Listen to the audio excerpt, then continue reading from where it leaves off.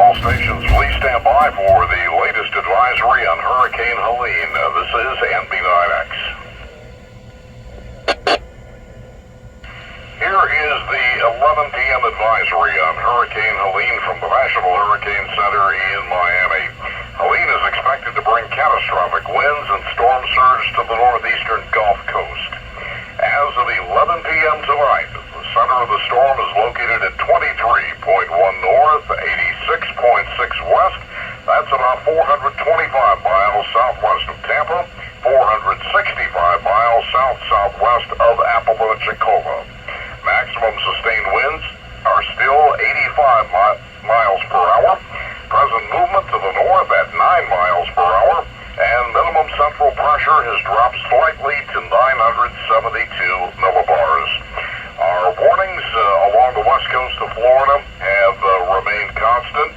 Storm surge warning all the way around the west coast of Florida out to Indian Pass, with potential storm surge north of Hernando County of 10 to 15 feet. That is a result of the force that the storm is expected to have.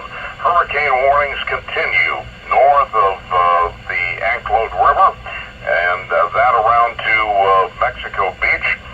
We also have tropical storm warnings over much of the peninsula of Florida. Those continue overnight into tomorrow, as we are expecting tropical storm force winds over much of the interior counties. Here in west central Florida, taking a look at the wind field readings, east of Interstate 75, expect tropical storm winds to the west of the Interstate 75. You may experience tropical storm to near hurricane force winds to the south of Tampa Bay, to the north, definitely hurricane force winds along the coast. We also have the potential for tornadoes for the next 24 hours as the storm starts moving to the north and up towards landfall in northern Florida late tomorrow or early on Friday. At the present time, we have a feeder band moving across west central Florida to the south of Tampa Bay. That feeder band has been bringing with it rain and some winds. National Weather Service Doppler radar showing that feeder band now moving across Highlands County into Hardy, DeSoto, Manatee, Sarasota, and Pinellas County at this time.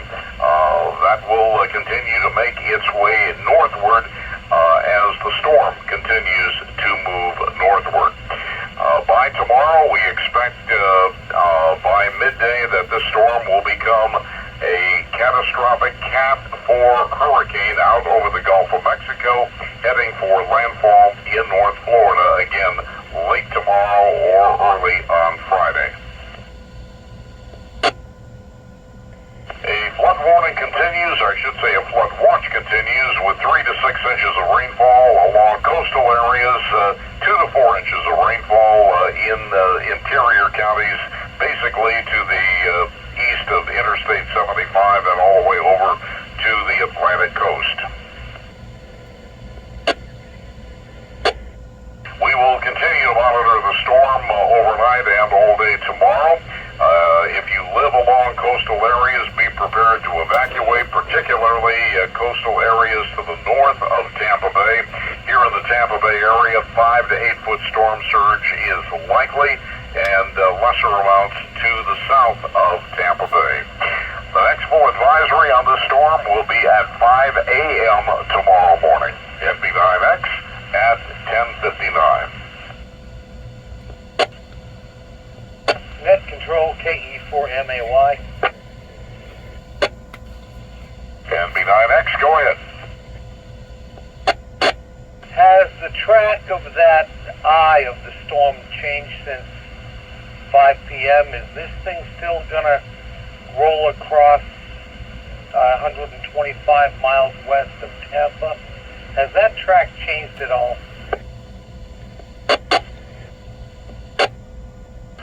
No, it appears not, as we're looking at the track right right now, it still appears that this track at 11 p.m. is about where it was at 5 p.m. And again, because we're now closer to to real time, the width of the track as well has narrowed down. So the level of error has decreased as we get closer to the actual storm playing out.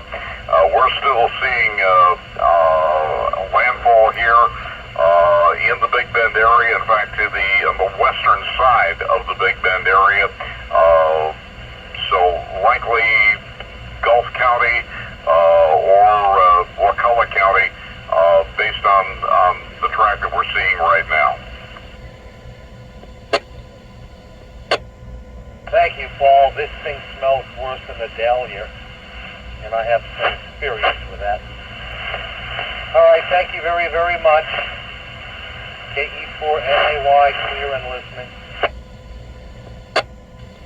Yeah, this storm is definitely going to be more powerful than a dahlia, and for those of you who, like yourself, who live in those low-lying areas, Pasco County and north, we're keeping our fingers crossed. And B9X at 11:01.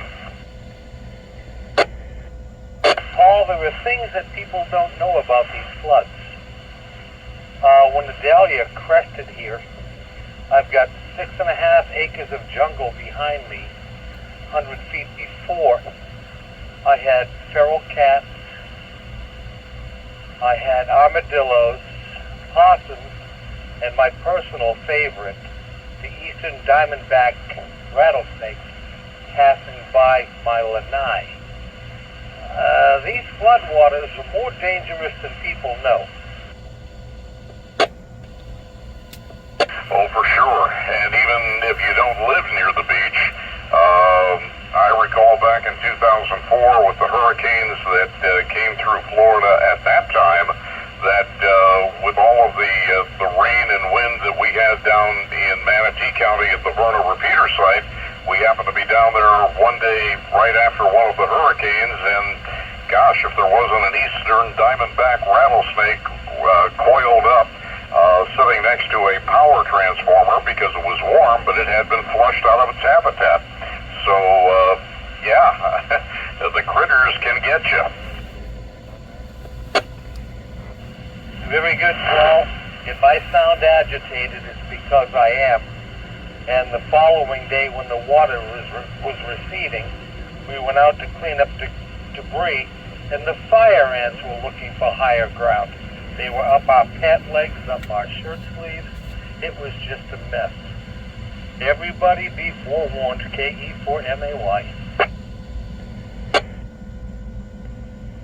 Copy. And B9X, good luck. You too, KE4MAY listening.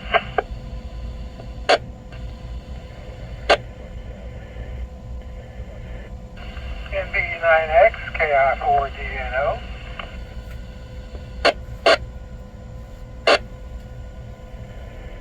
NB9X, go ahead, Larry. Just wanted to say thanks for everything you and everyone in the group does, Paul. So just wanted to check in and say hi. It's been a while. Good luck in the storm, Larry. NB9X, and all stations, we're going to be over on NXDN providing the 11 p.m. advisory for the folks over there. NB9X.